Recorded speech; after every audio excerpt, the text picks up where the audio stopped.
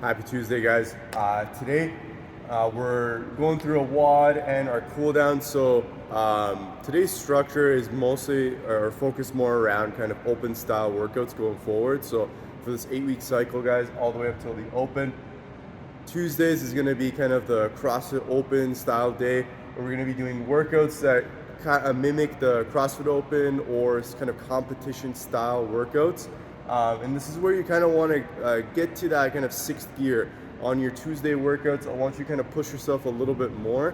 See if you can get yourself out of that. Maybe if you've been working at third gear, see if you can push yourself to that fourth gear. If you've been always kind of going at a regular pace, like a kind of steady pace, and that's the pace you use for every single workout, today's the day to kind of push yourself, kind of get out of those barriers and try to start working at that higher pace or kind of pushing yourself a little bit more. So today's focus is all about kind of performance and kind of getting past those barriers, whether it's for competing for the open or just for your own self-benefit, trying to get better and better at your aerobic endurance or your strength on Tuesday's workout. So today's workout is an interval workout. So we've seen this in the CrossFit Open before, and it might show up this year. So it's good to kind of work on these kinds of workouts to see how you can pace the workout and how you can recover to come back strong and kind of hit the same number of reps or even more on the next round. So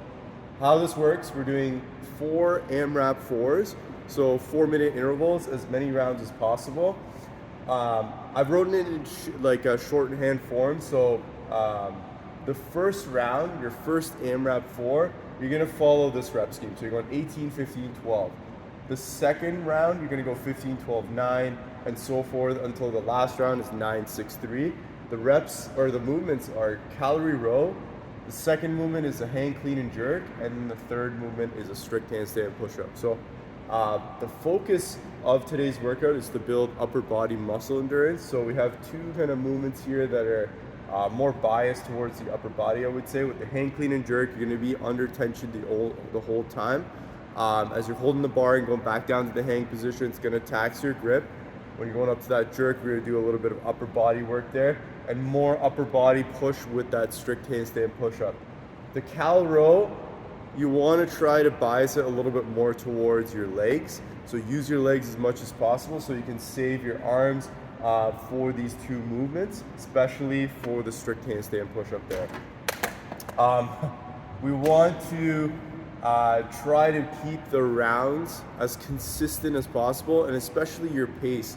So in terms of effort level, guys, you want to be around kind of a 7 to 8 out of 10 on each AMRAP. So I don't want you to come out really hot with a 10 out of 10 in the first round and then fall off and then you're kind of 5 out of 10, or you're not keeping the same pace as the previous rounds. You want to be as consistent as possible across all rounds, because we're building upper body muscle endurance, and that last thing is we're focusing on endurance. So that's the important part. We want to be consistent to really build that endurance. We can't just go fast and then be really, really slow or inconsistent in the rounds after that. We're trying to be better at our cardiovascular ability or our endurance. We need to be consistent across the whole board. So pick a pace, pick a rep scheme for yourself. So that means how you're going to break it up from each movement or from your pace perspective, so that you can keep that pace very, very consistent from round to round. So for the AMRAP 4 in the first round, 18, 15, 12, I would say try to aim to get 2 rounds done here. So that cal row, try and get it done in about a minute or about minute 20 seconds based on where your skill level is at. Hang, clean, and jerk, try to finish this in 2 sets. And then the strict handstand push-ups, I would say another 2 sets. So you might actually be a little bit closer to 2.5 minute mark, and you might be on average aiming for about 1.5 rounds on the first round, but see if you can push yourself to get 2 on that round. That's going to be based off of your progression. So strict handstand push-ups and hang, clean, and jerks, make sure you pick progressions where you can do this in 2 sets. If you're breaking them more than that, you might not be able to get the stimulus out of this workout, and you're going to be more kind of in that strength stimulus rather than that kind of muscle endurance stimulus for this workout. So it should be a little bit faster in terms of intensity. You shouldn't be taking a lot of breaks or long breaks in this one. So keep that in mind when you're picking your progressions for this workout. And as you go down the rounds, guys, you're gonna be getting more and more rounds just because the rep schemes are going down. And definitely try to maintain the same number of rounds you do in the previous. So if you did it at 1.5, you should be getting 1.5 in the second round or even more as you progress from round to round. Especially the last round, you should be getting around 4 rounds here compared to the last round here, okay? Or I mean the first round that you had. So this one, again, push yourself, guys, see where you can get to, and then really try to recover on that 2 minutes. Just give yourself some time to kind of bring that heart rate down, relax by using your breathing techniques that we've been always working on Tuesday to get that heart rate down and yourself recovered for that next round. Cool down, so just like we've been doing, we're gonna keep that up, focusing on breathing. 10 breaths at 2-2-4-2 tempo, so that means you're gonna breathe in for 2 seconds, hold for 2 seconds, breathe out for 4 seconds, and then hold for another 2 seconds there.